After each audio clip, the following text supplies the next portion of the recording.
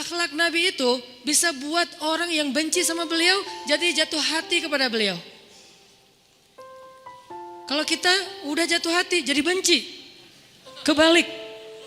Nabi orang yang marah kepada beliau jadi jatuh cinta. Kita hampir jatuh cinta jadi marah. Kebalik nih akhlaknya. Berarti kita harus belajar banyak nih dari Rasulullah tentang akhlak. Beliau tuh bisa bikin seorang perempuan yang suaminya baru terbunuh, ayahnya terbunuh, pamannya terbunuh, saudaranya terbunuh dalam perang Khaybar. Yang dia bilang orang yang paling saya benci di muka bumi adalah Muhammad. Terus tiba-tiba yang namanya Muhammad datang menghampirinya di dalam tendanya, ditemani oleh beberapa orang sahabat. Lalu kisah itu diriwayatkan, Nabi datang dengan raut wajah yang penuh empati. Dengan raut wajah yang penuh empati. Bukan raut wajah orang yang sebagai pemenang perang. Kan Nabi menang perang waktu itu. Sebagai seorang tuan, bukan. Yang empati. Yang kayak sahabat banget gitu. Datang Nabi duduk di sebelah Sofia. Sofia diam aja, marah banget. Cuma dia gak bisa ngapa-ngapain karena dia berstatus tawanan perang. Mau gimana coba? Mau dia tusuk? Gak bisa, dia sendiri. Dan dia takut bahwa dia akan diperlakukan seperti umumnya orang memperlakukan tawanan perang. Karena dia belum paham, belum kenal Rasulullah. Dia kaget ketika Rasulullah SAW minta maaf sama dia. Kaget, gak ada cerita orang dalam perang yang menang minta maaf kepada yang kalah. Ada gak cerita kayak gitu? Gak ada tuh. Yang menang minta maaf sama yang kalah. Maaf ya kami menang. Jangankan perang, sepak bola aja susah nyari yang kayak gitu kan ya. Ini akhlak nih untuk kita teman-teman di Bandung dengan Persibnya. Nanti di Jakarta dengan apa Jakarta teh? Persijanya. Nanti yang menang siapapun yang tanding, maaf ya menang. Dari mana lo akhlak kayak gitu? Rasulullah. Karena yang itu lebih serius loh daripada bola. Bola kan cuma permainan, entertain, olahraga kan. Gak seserius perang. Perang itu serius. Kalah itu meninggal artinya terbunuh. Kalau kita kalah paling ya kurangnya apa? Gak dapat skor gitu, gak dapat poin. Kalau itu kalah terbunuh.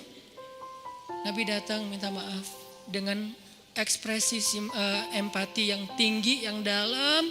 Nabi itu kayak ngerasain banget perasaan Sofia. Minta maaf, menjelaskan.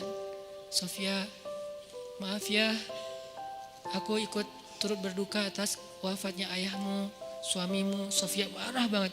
Terus Nabi menjelaskan apa yang terjadi. Aku tuh udah ngasih kesempatan agar kita gak usah berperang. Tapi mereka terus menyerang. Maaf ya, menjelasin lagi. Maaf ya, ngejelasin lagi. Berjam-jam. Seolah-olah Nabi yang minta pengampunan kepada Sofia. Seolah-olah Nabi itu tawanan perang. Minta maaf, menjelaskan kejadiannya. Minta maaf, menjelaskan. Terus kayak gitu dengan ekspresi serius. Dan kelihatan banget lah. Ucapan dan ekspresi orang yang jujur kan kelihatan ya. Jujur bahwa beliau tuh empati banget. Bahwa beliau juga berduka.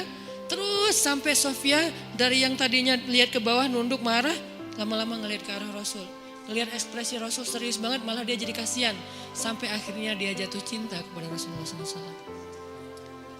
Kata Sofia, ketika Rasulullah SAW datang kepada saya, waktu itu dia adalah orang yang paling saya benci di muka bumi. Tapi dia terus meminta maaf dan menjelaskan. Meminta maaf dan menjelaskan. Sampai akhirnya dia menjadi orang yang paling saya cintai di muka bumi. Akhlak Rasul. Rasulullah gak mengatakan Allah berfirman wahai Sofia. Enggak, belum ke sana. Akhlak dulu, baru nanti ajarin. Tarbiyah namanya kan ya. Sesungguhnya di dalam Al-Quran ada ayat tentang orang-orang yang kafir yang telah mati terbunuh.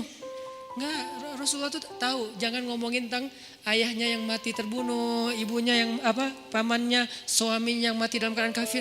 Nabi gak mau ngomongin itu, kenapa? Menjaga perasaan Sofia. Kok masih dijaga sih perasaan? Kan mereka beda agama, mereka orang kafir. Inilah akhlak Rasul. Sehingga Nabi membahas yang membuat Sofia merasa kayak dihargai. Sebagai seorang janda, sebagai seorang perempuan, sebagai seorang yatim. Sebagai seorang tawanan. Sehingga dia takjub dengan akhlak Nabi. Akhirnya dia cerita. Ya Rasulullah, belum beriman udah manggil? Ya Rasulullah, saya pernah bermimpi. Bahwa dalam mimpi saya melihat ada rembulan di atas kota Madinah. Lalu jatuh ke pangkuan saya.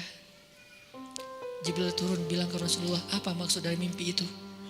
Tahu gak Rasulullah apa maksud mimpi? Apa Jibril? Maksudnya rembulan itu kamu. Maksudnya dia akan jadi istri kamu di dunia dan akhirat. Rasulullah langsung, aduh gimana ya? Rasulullah juga orang yang ra'fah banget tuh. Bil mu'minina ra'ufun rahim tuh Rasulullah. Gak enak, kan dia masih janda baru meninggal suaminya. Masa saya lamar gimana ya? Kata Jibril, ya Rasulullah Allah suruh engkau melamar dia untukmu. Menjadi istrimu di dunia dan di akhirat. Rasulullah dengan gak enak hati mengatakan, Sofia aku ingin melamar kamu. Sofia gimana ya? Itu mah cewek ya. Saya mencoba untuk menghayati kisah ini dari angle cewek elegan ya. Bukan cewek biasa, oh boleh gak apa-apa sih, gue sih enggak. Cewek elegan, cewek terhormat, cewek yang soleha walaupun belum beriman. Pasti dia gak akan bilang, Alhamdulillah Masya Allah, A-nya panjang gitu kan ya. Terus pakai emoticon berderai-derai, enggak. Dia terhormat. Dia akhirnya saya terserah gimana baiknya aja, menikahlah Nabi dengan Sofia. Modalnya apa? Akhlak. Bukan mahar yang besar, bukan akun sosial media followersnya paling banyak, bukan eksistensi, bukan gaya-gayaan, bukan datang bawa mobil mewah, datang bawa akhlak. Ini kayaknya modal kita belajar juga nih gimana cara ngelamar calon istri, akhlak.